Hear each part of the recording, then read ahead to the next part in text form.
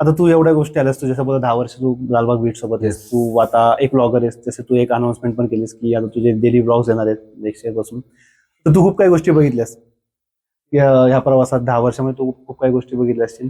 तर ह्या पूर्ण गोष्टींमध्ये तुझा एक अविस्मरणीय क्षण कोणता आहे जो तुला असं वाटतं की हा क्षण कधीच विसरू शकत नाही? जसं मी तुला सांगितलं, जसं जसं म्हणजे वरती वरती स्टेप चढत जातोय तसं नवीन नवीन क्षण रोज येत आहेत. आता मी रिसेंटली एक ब्लॉग टाकला, त्याच्यामधलं तुला सांगतो. कुर्ल्याला शो होता आपला.